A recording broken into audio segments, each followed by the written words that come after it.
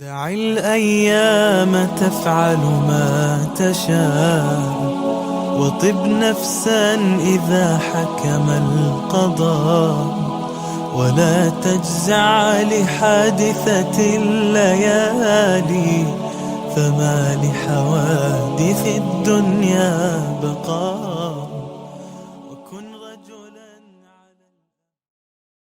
Assalamu alaikum wa rahmatullahi wa barakatuh. Alhamdulillah wa salatu wa salamu ala rasulillah wa ala alihi wa sahbihi wa man wala amma ba'd.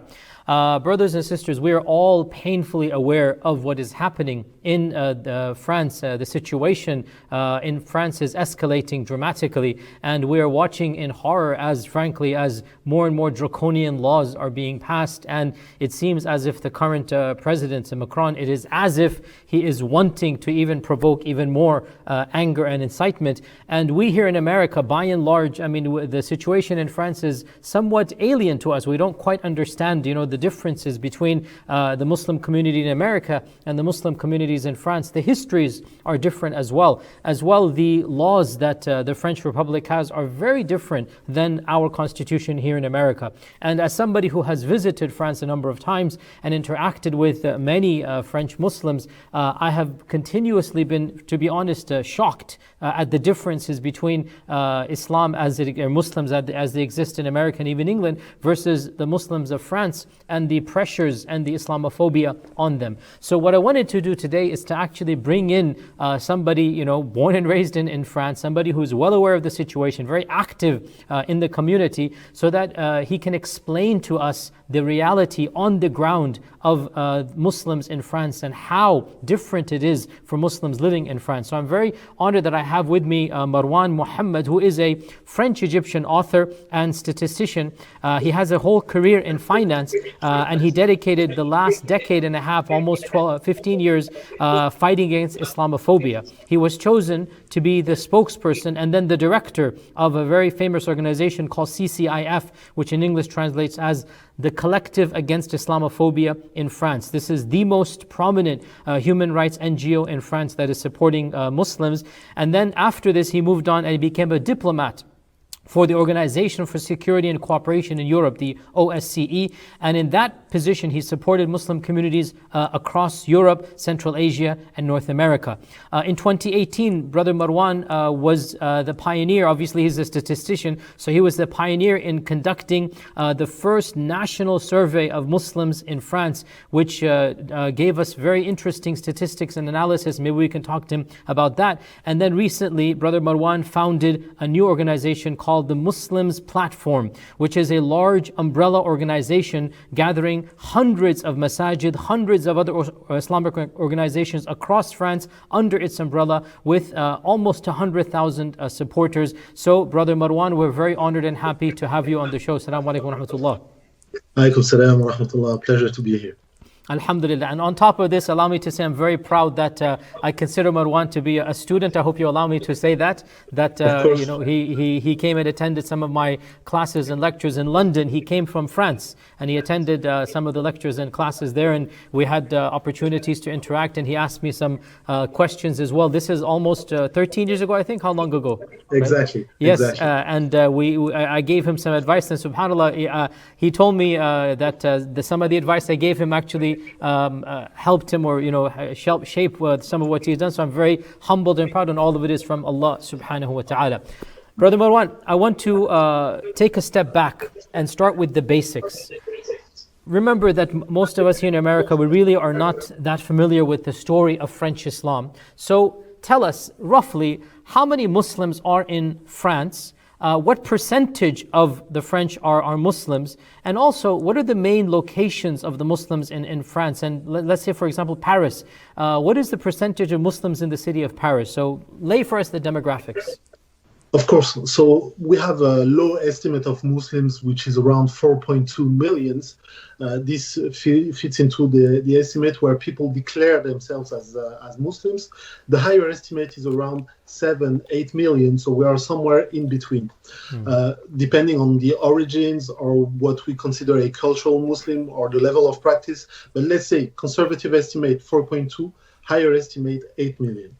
Then in terms of where they live, major cities, Paris, Lyon, Marseille, Lille, any area where there were a lot of factories, any area where there was a lot of mines, because at the time, first generation of Muslims was working many times either in factories or in mines in the north of France. So big cities and historically industrial areas of the country. Paris would make up for 30% of the Muslim population, which means around like 1.2, 1.5 million Muslims just in and around Paris. And this population is now mainly a second generation of Muslim population, which means that not only are they born here, but they have grew up in a French culture where they own the language, they own the culture, they own the political codes.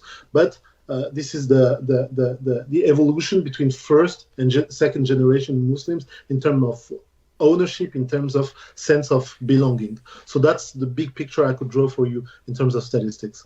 So Muslims in France, we have heard that they are the highest percentage in the entire Western world. That is correct? That is correct. It is the highest percentage among the wider population, especially because there is a history between France and the country it used to control under the colonization rule. So it was very easy for Algerians or Moroccan or Tunisians or Senegalese to come to France for work, especially since in the 60s and 70s, they needed many workers, construction workers and factory workers and mine workers to develop the economy after the Second World War. Okay, so from what I've read in statistics, maybe 7 to 8% of France is Muslim, and Paris itself, you said, is 13%. So 30%. 30%. 30. One out of every three. Okay, no. Let me rephrase. Okay. 30% of French Muslims live in Paris and suburbs. Okay. And around 11% of people living in France and suburbs are Muslims. Okay, so that's one out of every 10. Okay, population. now we understand. 1 out of every 10 people in Paris is basically of Muslim origin, Yes. or Muslim. Yes. Okay, that makes Yes. sense. Okay, I was going to say 1 out of 3. It wasn't that much. Okay, No, 30%. no. I get it now. 30% of the Muslims of France live in Paris, and that makes up around 10%. And therefore, really, you cannot live in Paris or even in France without interacting with the Muslim community. They're much larger. Of course, you realize in America we are less than 1%. So there's a marked difference, between America and France. Now, we all know as well vaguely that France was the first European country to begin colonization of Arab lands. Napoleon was the one who paved the way for European colonization of the Arab and Muslim world. Napoleon invaded, of course, Egypt. And then, of course, France invaded Algeria and completely occupied Algeria. Now, again, most of us are vaguely aware of this. Can you just summarize for us in a few paragraphs, in a few minutes, the history of Algeria under French colonization and some of what France did and how Algeria gained independence? Yes, so basically what we know in terms of colonial empires, whether it be France, the British Empire, the Dutch government, Belgium, and so on, they had different relationship to their colonies. For instance, the British Empire used to see colonies as strategic places for economic purposes, military purposes, geopolitical purposes. But France had a different relationship to some of its colonies. For instance, in Algeria, it was not only a colonie de ressources, it was not only for resources and access to wealth and access to land, it was also a colonie de peuplement, which means that they were living there and they invested there. They invested politically, they invested from a human perspective, they invested psychologically, and they invested emotionally. So basically, they had the relationship to Algeria similar to what Israeli have to Palestine. That basically this is a land that now they own, and that they are emotionally vested in this land. And so when the Algerians fought for their rights and for their independence, for their freedom, it was not only a cynical decision or a rational decision to leave Algeria. It was a very emotional and hard decision for France. Basically, they had no choice because the Algerians were fighting hard for their autonomy. But when they came back to France, they never got past it. They never forgave to the Algerian that they were basically kicked out of Algeria, and they stayed with this past relationship to Muslim minorities and Muslim communities in France. They project some of the past they had in Algeria, and many politicians afterwards try to say, "Hey, we need to make peace emotionally." But every time they would hit that trigger, the far right would come running and say, "Hey, there is nothing we need to apologize for. They kicked us out of Algeria. Now we need to kick them back to Algeria." And so basically, because the vast majority of Muslims in France come from Algeria and then Morocco and then Tunisia, the colonial relationship France had with these countries is projected during the 80s and the 90s on Arabs, who make 70% of the Muslim population in France. So this influences the relationship of France with its Muslims, but it has been recoded in the 80s, in the 90s, and massively after 9/11 from an anti-Arab form of racism into an anti-Muslim form of racism, which was the rise of Islamophobia. But you see that these influences of colonial times are very strong in this relationship. So for our viewers, they should know that the French colonization of Algeria was one of the most brutal colonizations in the world. From 1830 to 1962, I believe it was, 1967, when was it? So 62. 1962, 132 years. And during that colonization, estimates vary, but a number of historians have considered war crimes to have occurred and even genocide to have occurred. They actually used the term genocide, the Algerian genocide perpetrated by the French. Estimates vary, but a common statistic is over 1 million people were brutally killed by the French during their occupation. And of course, anybody who opposed French rule, the famous Emir Abdul Qadir waged his jihad against them. A number of movements came to fight for their freedoms, and the French were extremely brutal in their tactics that they used. In fact, there's a very famous movie. I generally don't recommend movies, but this is a movie that needs to be seen, and that is the Battle of Algiers.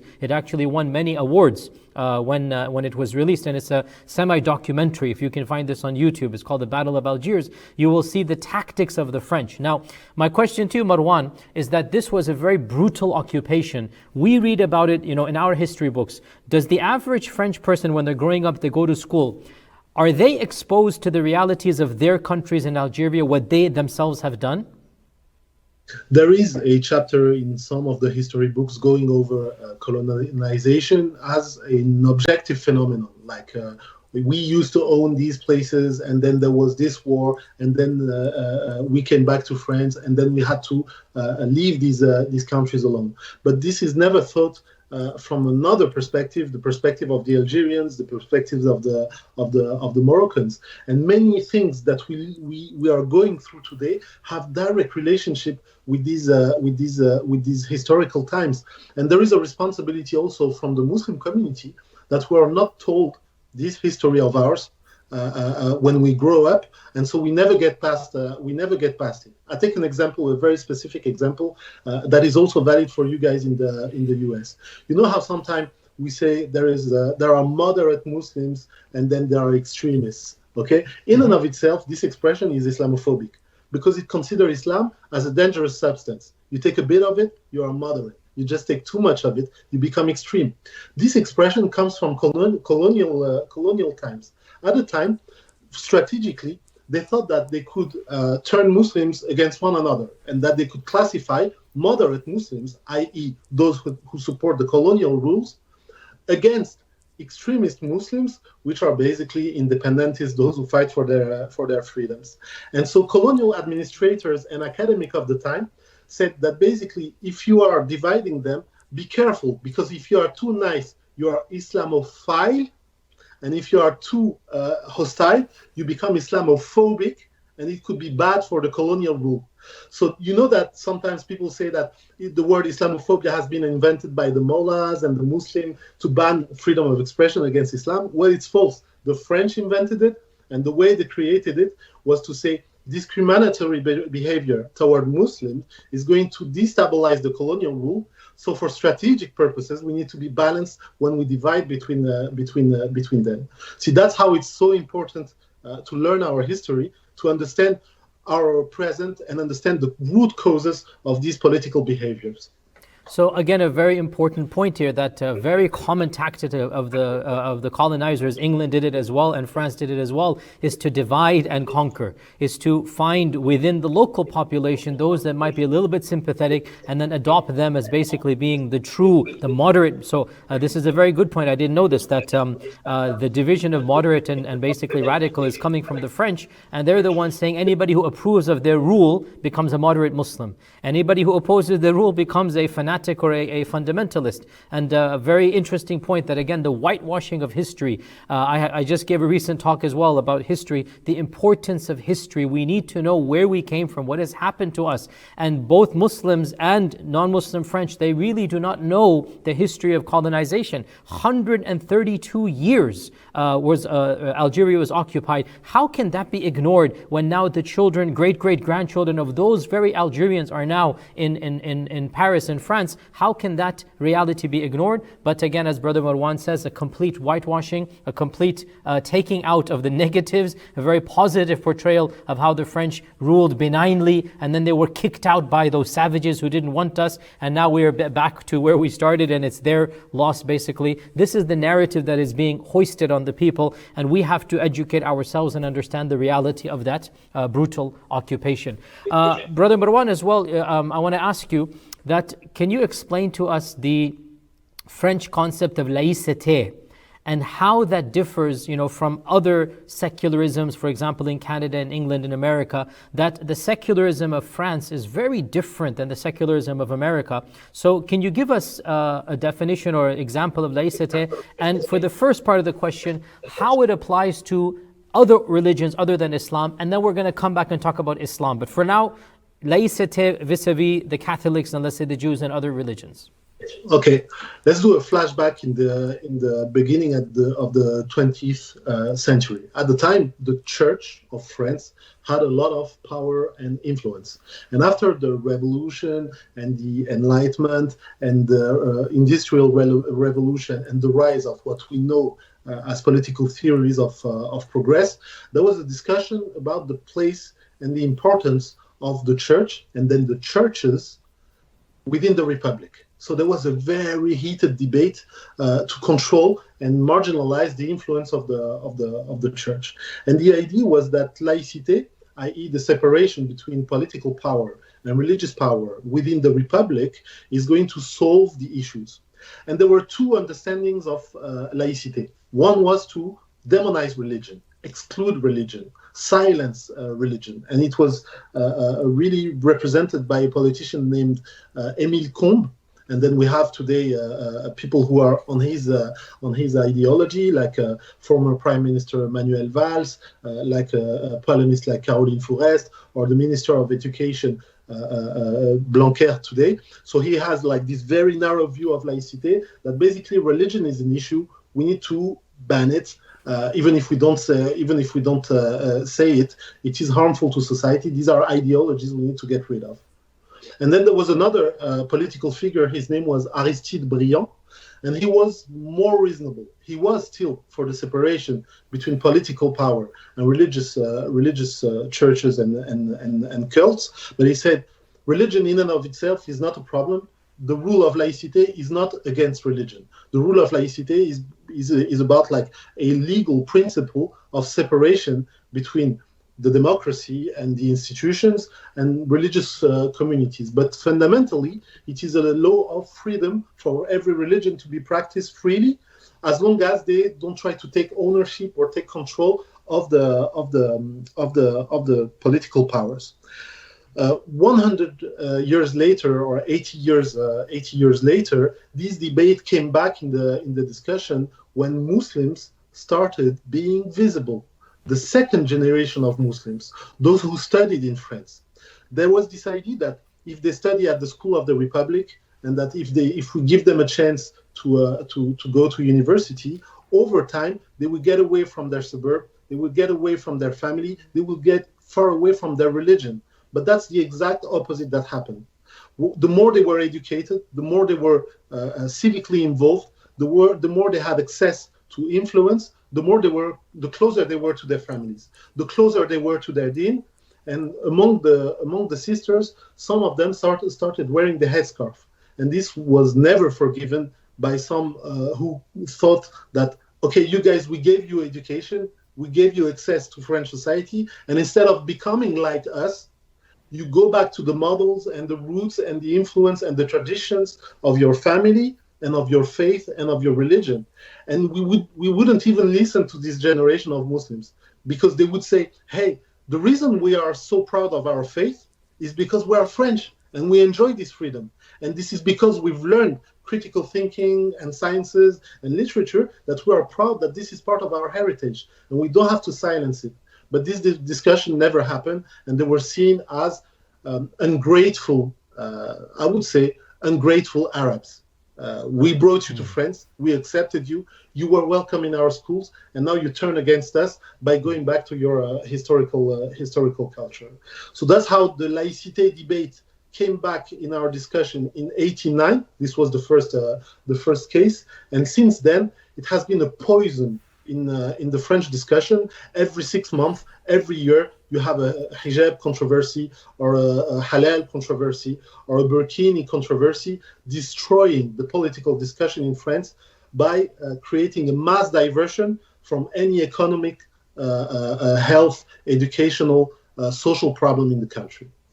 So that's laïcité. So is it true to say that laïcité was a historic concept that, 100 years ago some discussion occurred, some laws were passed, but it wasn't really, nothing really happened until it was weaponized against, in particular, Muslims and Islam? Is that what you're trying to say, like basically in terms of the 89 recurring? I think weaponization is the right word.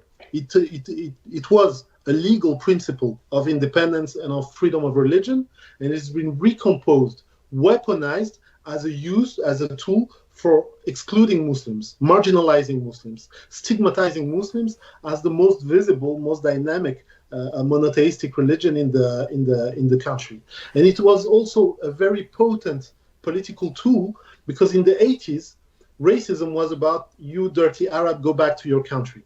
And the far right was demonized and clearly identified for speaking like that.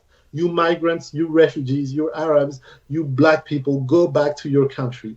But the language was recoded, and instead of saying that, they wouldn't say anymore, you dirty Arab, go back to your country. They would say, we need to reaffirm the principle of laïcité and be strong about this. And everybody would understand that we're talking about these people, the hijabis and the bearded guys and the Indian Pakistani, the Arabs, the black people living in the suburb. Everybody understands this. And it was a way also to normalize racism into the French society, to the point where now the far right is the strongest political force in France, and everybody else fell in the trap. So this mirrors what is happening across the globe, where blatant racism really is now politically incorrect, i.e. you cannot speak about a person's skin color directly anymore. So what has happened is that you bring up another identity, which is basically in our case Muslim or Islam. And they say, oh, this is not demonizing of a particular race anymore, but in reality in France it really is of one demographics, and that's primarily the North Africans and the Muslims over there. And so they then use this term laïcité to pretend as if they are reaffirming some mythical past of France that was pure, in that regard. And then they use this to then harass and intimidate Muslims in their policies. Now, can you give us some examples of laïcité as it has applied to the Muslim community? How has it impacted Muslims? Tell us, what is the reality on the ground for the last 15, 20 years about laïcité? I'm going to take real cases so that you get a feel and you can transpose to the US. Imagine you want to go to school, you wear a headscarf, and then people tell you that either you take it off or you just go away, you are expelled from the school, and this is for your own good. You are a mother, you want to take part in a school outing, you take some of your free time, you take a day off sometime from work because you want to help the school, and instead of thanking you, some people will try to expel you from this. You are a kid at primary school, and you say Bismillah when you are at the canteen before eating, and someone is going to report you. Wait. You cannot say Bismillah when you start eating a meal? You can say, but some teachers, they will report you, and it will go to the radicalization helpline, and then people will start saying, "Hey, we need to start an inquiry on the parents because maybe they are radicalized because they taught their children to say Bismillah or Allahu Akbar or Salam Alaikum when going to How school." is this not fascism? How this is not? I didn't even know about this. Like, you can't even just say the adhkar, and I mean, this is your personal life. You're eating your meal. A'udhu billah. This is literally bordering on neo-fascism now. So of course, these cases you solve by just a simple phone call, and you remind them that this is totally illegal, and that of course the law is on the side of the kid. But the fact that you have to do it in and of itself is an issue. And the work of the Collective Against Islamophobia in France for the last 16 years now has been just to do this, has been to protect brothers, sisters, elderly people, youth who either do not have access to their rights, or they are so stigmatized, so humiliated, so excluded from the conversation in their work, in their local community, in their school, that they absolutely need the help of a human rights organization to say, hey, this is legal, this is not. This is laïcité, this is discrimination. Now, either you get back in line and respect the law, or we take legal action to support this person.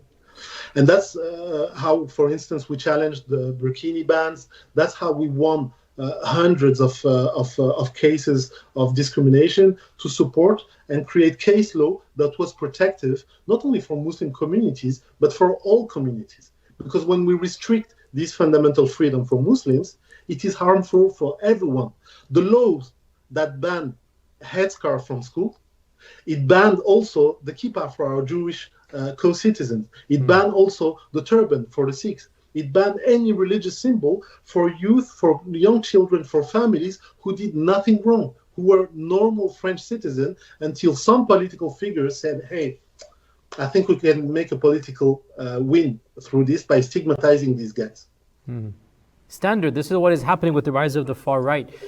So I want to also ask you, what we've read in the news is that the Muslim populations of France, especially the North African populations, that they are ghettoized and stigmatized, they're marginalized. Barriers are put not just in terms of the religious headscarf whatnot, but even in terms of education and jobs and whatnot. So can you tell us a little bit about this? Like, is there systematic racism in Paris against people of Muslim background, and how is that manifested? Like, even tell us some of your own stories about yourself and your friends so that we understand. Of course. So basically, to give you just a big figure, among Muslim communities, you have 70% coming from North Africa, 10% from Sub-Saharan Africa, 10% who are Muslim reverts, and 10% from the rest of the world. These are your Egyptians, Turks, Indian, Pakistani backgrounds, the people who make up most of your North American community. Here they make up like 10% of the... Only 10% over you guys. You guys are 70%, mashallah. That's good, alhamdulillah. That's good, alhamdulillah. That's okay. And they have like very different sociological background. So some of them will have like very good studies and access and so on. Some other are still struggling. But for the first generation, second generation, they were put in what we call the banlieue, the suburbs. In the US, the suburb usually is kind of a middle class type of area. Yep. You have like nice houses. Yeah. Here is the ghetto. So the suburbs is that where you have your social projects, and they were like putting people there with low wages and low income, low rents, so that they can live there and work directly at the nearby factory. And literally, what banlieue means in French is the place where you ban people. Banlieue. I did not know This that. is the Okay. place where you ban bad people, the association. So it's very telling. So first, at the education stage, you have different levels of access between a school in the banlieue and a school in central Paris. You don't have access to the same opportunities. You don't have access to the same quality of living. Even the cleaning of the streets is not done in the same standards. So from a very early stage, you grow up with the idea that you are not at the same level, at a par level with other French citizens. For instance, I'm going to give you a figure: police controls in the street, identity controls in the street. If you are Arab or black in the suburbs, you have an 8-factor higher chance to be controlled by the police.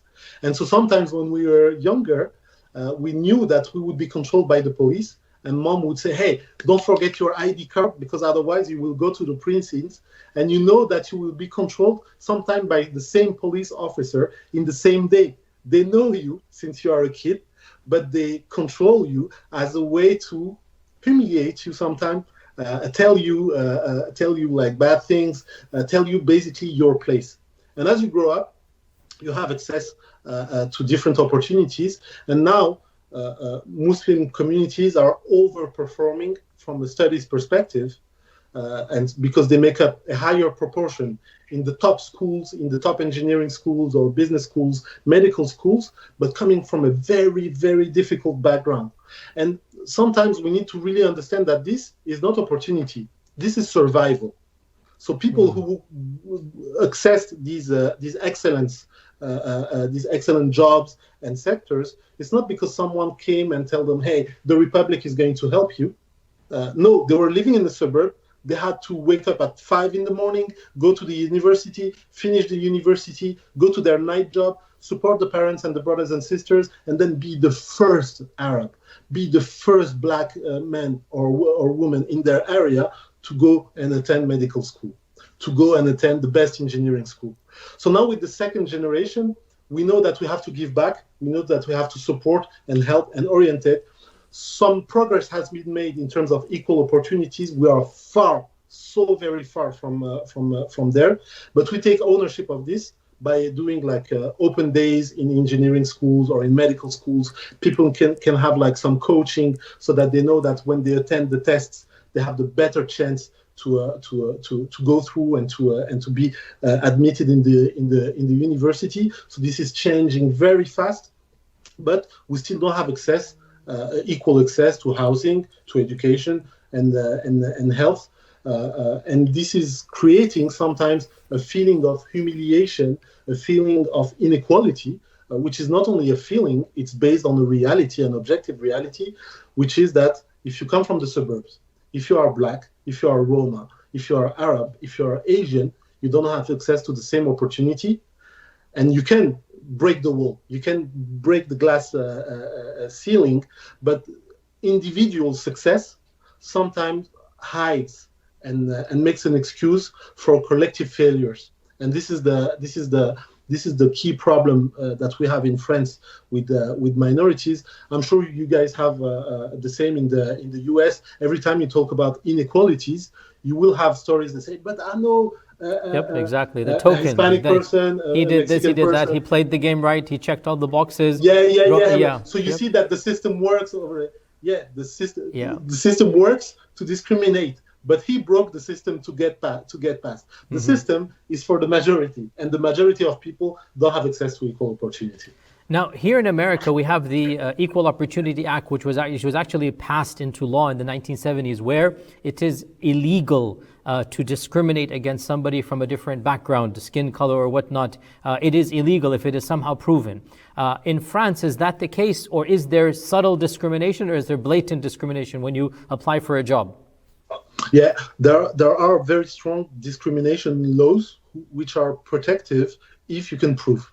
But the difficulty is that the discrimination case is sometimes hidden. The discrimination they will not say blatantly, we don't want Arabs here. They don't say that. They will mask it through like an issue of competency, and because the tests are not transparent, because there is no data to verify whether you respect diversity in your company or in your institution, then you cannot prove the discrimination case at a systematic level, at a macro level. There has been a number of surveys that were done by either academics or independent agencies showing the discrimination case by watching how many people the police controls, how many people have access to this training or that training. But because we do not have ethnic data or diversity data, we cannot control how good we are doing or how bad we are doing as a country, as a company, as an institution, when including minorities. And there is this idea that we are colorblind in France, because it's a notion of universalism. But basically, the reality is that you don't see colors when you need to include them, but you see these colors when you need to discriminate against them. Yes. And so there is this form of hypocrisy where we are universalists as long as we stay among ourselves, basically. Yes, exactly. True point here. So here in America, of course, being very simplistic here, we have the divide between the right and the left. And generally speaking, the right, generally speaking, does not want any Muslims at all, and they're very blatant in their Islamophobia. The left, we have our issues with that. They don't like some of our morality and whatnot. But generally speaking, the left wants to embrace us as, token, in our diversity. Like, you remember when Hillary Clinton was running, she had somebody come and speak from a Muslim background. So the left wants to embrace Muslims as the token plurality. Obviously, I'm not endorsing other aspects because, they don't like certain moralities that we have. But still, it is true to say that in our case in America, the left is embracing of the Muslim civilization. Is that the same in France, that the left party wants to have the Muslims, and embrace them? Or is there some other issue that we need to be aware of? Not exactly. It's very difficult from that perspective. That's politically the biggest challenge to the fight against Islamophobia. Is that if I want to transpose in terms that the audience will understand, imagine that in the French system, Trump is Trump. That's the far right, and then you have like the conservatives, which are almost on the same line as Trump. They wouldn't say we want to ban Muslims from entering the country, but they would say we want to ban terrorists or expel terrorists, but we're targeting the same people. Then you have Joe Biden, who comes in place and say, hey, we don't need to ban everybody, but let's control these people and make sure that they don't become radicalized. And then you say, hey, you guys are supposed to be progressive. You guys are supposed to be inclusive. But we also need to protect laïcité. And then you turn to Bernie Sanders, and then Bernie Sanders say, hey, I have nothing against Muslims, but clearly we need to reaffirm laïcité. And if we fought against the church in 1905, that's not to accept hijab in our audiences and in our conferences. That's okay. You guys can vote for us, but you will never get a seat at the table, at the decision table. And then you start wondering, hey, you guys, all of you guys are asking for my vote, but what do you do for me? Not as a Muslim, as a citizen. I don't expect from you guys that you only address Islamophobia. I expect from you guys that you be decent political figures and address all the issues from an equal standpoint. And then when a sister comes on TV to talk about economics, then she has to face 2 weeks of hatred, because before she even starts talking about her issue, about the money policies or leverage policies or financial markets, she will be harassed on the set. First, thank you Fatima, or thank you Noemi for coming. We're happy to have you here today. Do you condemn terrorism before you even talk about economy? We saw that. Yes. But do you condemn? Did you condemn? Because we went on your website and we didn't find any solemn condemnation of the past 1,000 terrorist attacks in the country. And then even if she, for whatever reason, managed to turn things around and talk about the actual issue she came for, then she has to face a Twitter storm for 2 weeks and close her Twitter account, her Instagram account, and go back to doing something else with her life. And that's the same thing for every Muslim figure that comes on TV and becomes visible, becomes public, except if, open the bracket, they validate the racist ideology which targets their community. So now if you are an Arab saying that Islamism is bad, that you want to target any hijabi is a danger, that's a political statement, they want to break the republic, then you become famous. The good Arab, the native informant. the moderate person, the people who we put on the front cover of magazine as like going against political correctness, really courageous, burning the hijabs and then We have plenty of them in speaking truth to America. Islamism. Fox News has its black book that every time they need a token, person, they have specific people. We know exactly who you're talking about. The same thing goes there. We have some of those. Yeah, we have the we same have thing. A factory of them. We have a factory of But them. Marwan, when you have such a high concentration of Muslims in France, I mean, 7, 8, 9% is not small. If Paris is more than 10%, Muslim, how can you not possibly have politicians that are catering just for their own kursi, for their own sake? How can you not have politicians that want to get the Muslim vote? I want to ask you a blunt question. What percentage of Muslims roughly are actually voting and even involved? Are they even involved in the process? That's the key issue. You have 70 to 80% abstention during the election. Muslims don't vote. Suburbs don't vote. There you have one of the problems. I mean, if in the French situation, Yes, but you have two issues. You have one which is religious. For many years, you had imams claiming that voting is haram, getting involved democratically is haram, and so it took time for the shuyukh and the ulama to explain, to set a framework where people know how to get involved, and still at the same time be truthful to their faith. So that was one issue. Second issue is that basically in France, Muslims and suburbs voted with faith. So basically, when they were voting for someone, they say, "Hey, we vote for someone. He's going to change the game for everyone." And then they realize that these are politicians, and that they make alliances and they shift position and they realign their position after they are elected. So now they vote for the opposite person, and then the opposite person, to the point where they are so disappointed about the political process that they don't want to get involved. Cynicism, The culture of lobbying, the culture of pushing for measures, the culture of following up after the vote to be involved in the discussion. When you are elected as a senator or as a governor, as a local representative, this discussion and this culture of lobbying, educating, being community organized, this culture is close to zero in France. And it's just in the past 5-7 years when this becomes a thing.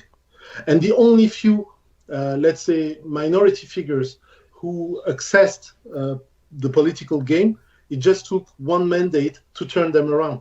They were all like, "We're going to change the system from within. Let's get involved with the candidate. I'm gonna campaign. I'm gonna rally for this candidate, for François Hollande, and then for Emmanuel Macron. Look, Macron is saying something decent on the hijab, on what happened in Algeria, and so on. Let's vote for him," and all that. And then as soon as they are involved, they shift position, and either the guys get expelled or they fit into the fold over some time. So there's a lot of work that also needs to be done internally amongst our own community. SubhanAllah, it's really sad. And again, I mean, this is not the time to talk about this, but honestly, there's so much potential within our own ranks, and yet because of views that are simply incorrect. I mean, this notion of voting being haram, this is something that it is very easily refutable in our times. This is something that in the 80s we used to hear this, and yeah, there are, a few hardcore ultra, there are people like that, but mainstream, the Muslim ummah has now understood and recognized that this position cannot be tenable, and it is really an impediment for your community when more than 10-15% of Paris is from Muslim background. This is something that is truly untapped potential. So I hope inshallah we can work, or at least you and your community can work to change that from within. Time is winding up. I want to ask you 2 more questions. The second to last question. Tell us what you and your organization are doing, especially in the current crises. What have you and your organization done, and what do you think the Muslims of France, what is your prediction, if you like, or how do you feel about the future? Because it looks very bleak to us, but you tell us and give us some good news, inshallah. We hope, inshallah. Okay, so the Collective Against Islamophobia has been designated by the Minister of Interior an enemy of the Republic. No Star Wars pun intended. Yeah, that's the name he called us. And why? That's the interesting part. Why is the Collective Against Islamophobia an enemy of the Republic? Because CCIF claims that there is state-sponsored Islamophobia in France.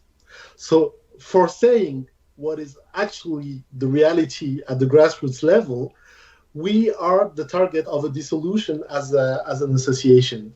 And then if they don't find this, they will look at the social networks and they will say, hey, you had a tweet there and someone replied to the tweet something sexist or something anti-Semitic or something against the government, and we hold it against you that you didn't publish a condemnation of the tweet. Or you invited this imam to your annual fundraising, and the imam said that he was against this or against that, so you are responsible for what the imam said, and if you disagree with that, you should have published something on your website. We went on your website and we looked at every condemnation of terrorism, but some are missing, or we think that the words that you used were not strong enough. So these are the type of motives that could be used. Yeah. But what is the issue really is that the CCIF has been too efficient for the last 16 years. It won its cases. It challenged the burkini ban in 2016 in over 30 cities across the countries, and it did so without any public support. It didn't receive money from the government or foundation or from abroad, only with volunteers and lawyers who work on minimal condition and who gave a sense of pride to Muslim citizens, and not only to Muslim citizens, because in the volunteers, in the workers, in the supporters, and even in the victims, you have non-Muslims. I take an example. There was this lady, she had cancer, and because she was going through chemo, she was losing her hair. So to cover the lack of hair, she was like covering her hair with her head with a headscarf. She's been excluded from the gym for this. Wow. As a Muslim. She wasn't even Muslim. So the problem with CCIF is that they are addressing reality. They are speaking truth to power, and for this, they are criminalized today. And I think for US citizens, that's really a big lesson. Imagine that an organization like CARE, because these are our equivalent in the US, imagine that someone calls now for CARE to be dissoluted. That any person associated with CARE, any person working with CARE, any community supporting CARE would be classified as extremists and enemies of the United States. This is how serious the situation is. But I want to end on the good note on this question. If we are the target for such a hate campaign, that's because the Muslim communities are organizing. If we are so demonized, and if the CCIF is targeted, it's because as a human rights defender, it is succeeding at its mission. If sisters are excluded from some medical school or some top school, that's because they are so talented and so successful that they reach the level where they are in the competition pool for power, for representativity, for access, for influence. And this, in and of itself, is a huge victory, not only for Muslim communities, but for France as a whole. Because when you look at the football team, at the soccer team of France, you see that this team is diverse. It's diverse ethnically, but it's also diverse religiously, and it's diverse in the way people are Muslims, Christians, and Jews, and that they don't give away their religion, and they are still role model for our youth. So we need to really get involved here, and you guys in the US really need to understand that what we are going through in the French context is really a situation that you need to take lessons from, so that you don't fall into the trap, and you stay mobilized, stay involved, stay supportive of all the brothers and sisters who work to protect you, who work in your best interest to protect your fundamental freedoms. So again, I'm sorry to be so blunt here. I'm going to be very frank question. Overall, your assessment of the future from French Muslims, pessimistic, optimistic, what? Like, you are born and raised, this is your land, you are also from North African background as well. I mean, because I've had people actually ask me, like, for how long are they going to endure this? Should they leave the country, whatnot? So it's your country, you've been born and raised there, you have no other, passport. So you tell me, like, what is your assessment, and tell us as American Muslims, like, how do you feel? I'm going to be honest, like I've never been before. as a human rights activist, having spent 10, 15 years now working on these issues, I would say I'm born for this. I grew up with racism. I was the first Arab in my school. I had to face police violence. I had to go through all of these stages. So I'm fit for this. I'm fit for this game. But as a father, I don't want this for my kids. I absolutely don't want this for my kids, and I don't want this for my grandchildren. If my son reaches my age, or my daughter reaches my age and has to get involved in a human rights organization because otherwise future generation will be a threat, it means I have failed in my mission. So now we are building the Muslims platform to have both legs, the defense leg through the CCIF and the construction leg through the Muslims platform. And this project is the project of our life. This survey and this community organizing and all these Janaza, Hajj, education projects that are building our community, this is our legacy for future generation. But I tell you, with some sense of gravity, if we Muslims of this generation do not succeed in changing the balance, like really restoring some sense of equilibrium in this French democracy, respecting fundamental freedom and respecting the Muslim community, then the future generation will be in danger. Muslim communities, but all communities, because the far right will win and we will fall into fascism one step at a time. And I hope that I take the responsible decisions and I make the right choices, and all the leaders in France do the right choices so that we don't reach this stage. SubhanAllah, you know, Brother Marwan, it is as if you are and your community is engaged in its own civil rights issues, you know, that America, not to compare because there's no comparison, each one is its own case, but it is literally as if you are, carving out a way, the way that you've described your plight and your situation and the responsibilities on you. I really feel that, SubhanAllah, that you have a huge burden that is also, like you said, you were born for it. Allah Azza wa Jal is testing you because He knows you can handle it. And, you are in our du'as, we pray for you. Final question, what can we do here in America? What can we do when we see what's going on? What is your advice to us in terms of practical helping and overall, what do we do here? Yeah, so number one, make sure this doesn't happen to you. Organize, mobilize, support your organization, be strong. Don't think that someone is going to take care of it. Do it. Get involved. This is your responsibility. If you reach the stage where there are social injustice, ethnic and religious injustices, that's our collective responsibility. So number one, get involved locally. Number two, for us in France, raise awareness on what is going on in France. And don't raise awareness in a superficial manner. Get involved, understand what is actually going on. That's why we write books, that's why we write articles. On that respect, allow me to be blunt, don't be American. Know your geography. Get past your borders. Understand what is going on in the world, not only in the North America, but South America, Europe, Middle East, Africa, because what is going on outside has influences for you.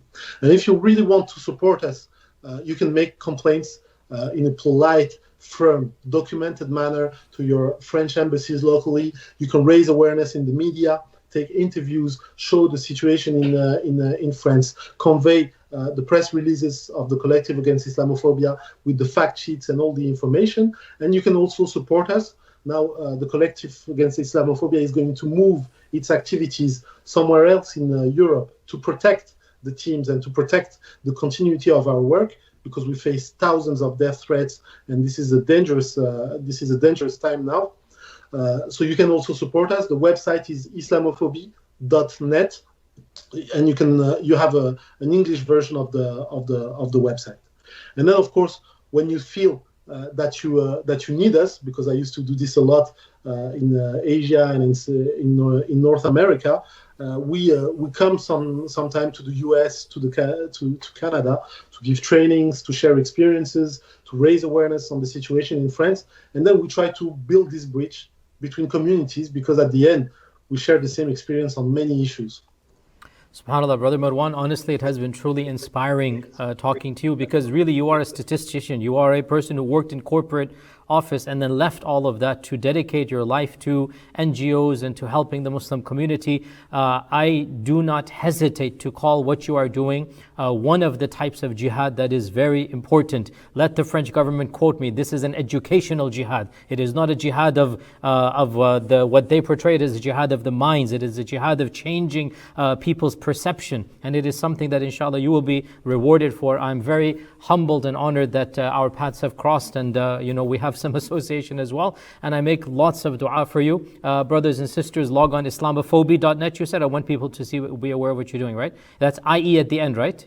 Islamophobia, ie.net, right? Yeah. And there's an English page as well. So log on, see what you can do. If you can help out with your du'as, with finances, if you can invite him to do training or whatnot, lots of benefit over there. May Allah Azza wa Jal make your situation easy, Brother Marwan. We make dua for you and all the Muslims of France. Jazakumullahu khairan. And we ask Allah subhanahu wa ta'ala to protect you and your loved ones and all your community. Thank you for sharing your time and your experiences with us. And I hope inshallah we can have you on again and our paths cross again soon inshallah. Of course.